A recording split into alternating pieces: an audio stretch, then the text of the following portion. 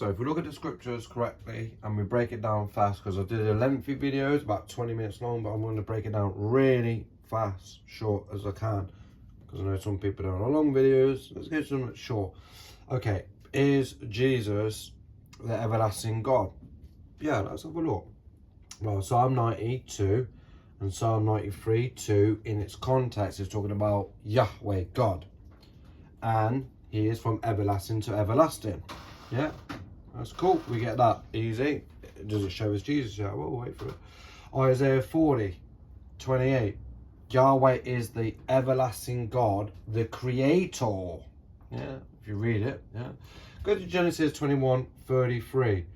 Now, your English translations might say eternal God. Now, if you look, well, if you get a King James, and if you actually look at the actual Hebrew, it doesn't say eternal God, it says everlasting God. Yeah? Just remember, always check out the translations and go back to the Hebrew and the Greek if you need to, if someone tries to be smart with you, yeah? Now, Habakkuk, Habakkuk 1:12 says God is from everlasting, and it uses this word here in the Hebrew, the same Hebrew you'll see in Psalm 92, if my memory serves me well. It does something. Go to Micah 5:2. Now, I don't appeal to authority, but rabbis will conclude this. These are not Messianic Jews, but Jews that do fully agree that Micah 5:2 is talking about the Messiah. Now, when you read that, Micah 5:2, which is a prophecy, he will what? Rule over Israel. He's the ruler of Israel. He's everlasting. Yeah? But guess what it says? He's born in Bethlehem, Ephratah, Judea. That's key. Think about this. He's born in Bethlehem, Ephratah, Judea. Yeah? Now, where would we go with this? Right. This coincides with Matthew 2:6. That Micah 5:2 coincides with Matthew 2:6. Okay? And then if you actually read it in this context, it's talking about Jesus, yeah, being born. And then in 10 and 11, the Magi actually bowed down and worshipped Jesus. They knew who he was, yeah. Now, if you go to Hebrews 1:8, the Son, but to the Son, so the Father talks to the Son and says, but to you, he says, Son, your throne, O God, he calls Jesus God, the Son, will last forever and ever. Everlasting. You know what he's actually quoting? He's actually quoting Psalm 45:6. Why is that important? Read Psalm 45 on its own. It's talking about Yahweh. It's not talking about mere creation. It can't be. Yeah. Now, what God the Father does, he takes that Psalm 45:6 and he gives it to God the Son in Hebrews 1:8. He says, you, God, your throne will last forever and ever. Amazing, yeah? So, can we prove that God, Jesus, is everlasting? Yeah. Micah 5:2 is the prophecy of the Son who is everlasting. Yeah? If you have eyes to see and ears, you get it. It's a prophecy. In Matthew 2:1-6, it's a fulfilled prophecy. Now, another thing, let's check this out, yeah? In Isaiah 9:6, yeah, the Son is called Mighty God, which is Al Gibor. Yeah? He is Mighty God. Yeah? Now, check out Isaiah 7:14. The Son is called Emmanuel, which means God with us. Now, I did point last time. This is amazing. Isaiah 7:14. You know when Jesus was walking around, he actually was calling himself what? The Son of Man. Now we're going to do another topic on this. This is crazy. The Son of Man who comes with the clouds of heaven. But Isaiah 7:14, keep it in your head. It's quite good. Well, 7 and another 7 is 14. So Isaiah 7:14. Isaiah 7:14. Isaiah 7:14. Keep it in, yeah?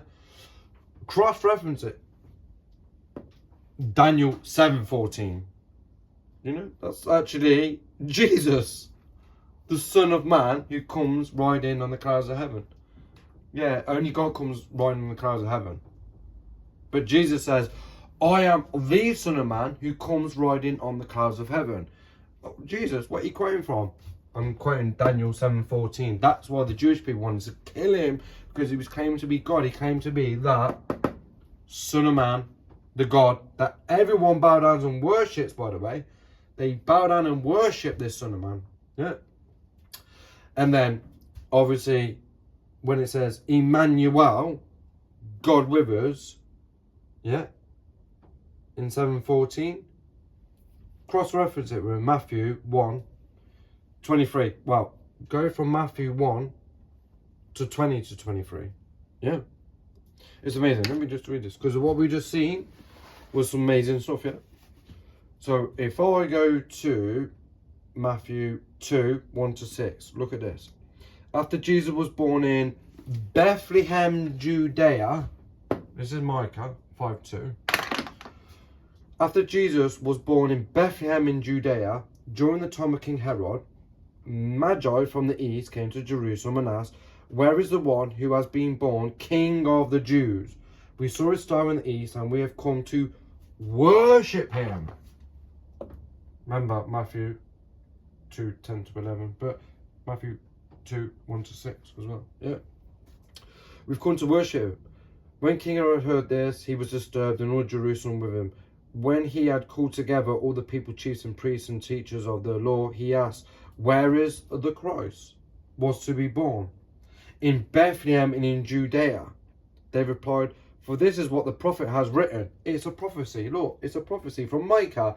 But you, Bethlehem, in the land of Judea. It's quoting Micah 5.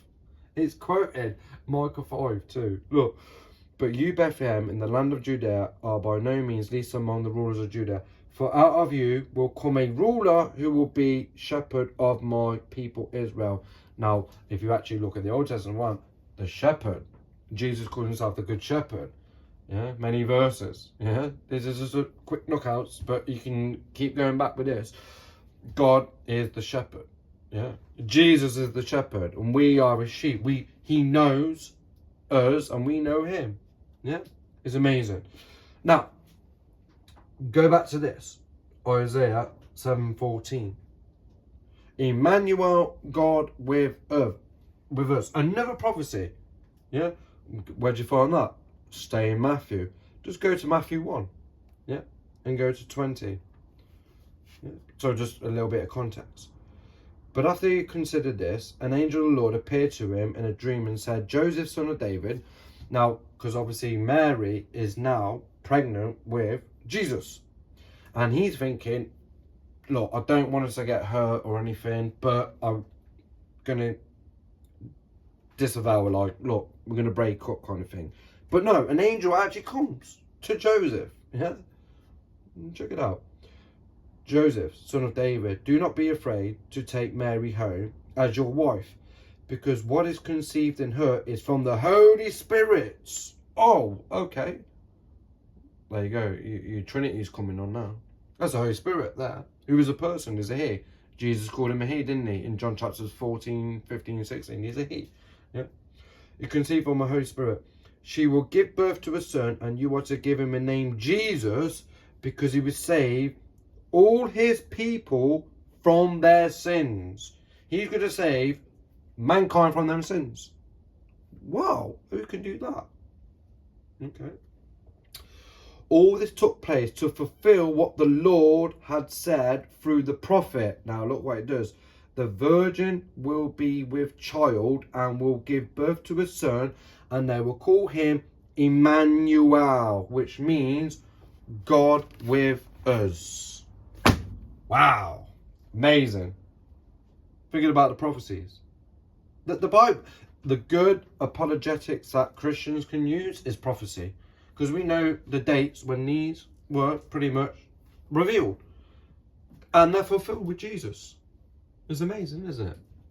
So Micah 5:2 says, a son is going to be born. He's going to be the ruler of Israel. He's from everlasting. Well, he's everlasting. He's God. He's born in Bethlehem. Yeah, well, Matthew 2, 1-6 says he's born in Bethlehem, yeah? And that Isaiah 7:14, he's going to be called Emmanuel, which means God with us. Well, Matthew 1:23 says, yeah, he is to be called Emmanuel. They put the prophecies together. Basically, they look at the Old Testament, then look at Jesus and be like, that's him, that's him. Bam! Amazing, isn't it? Quick one, easy, nice.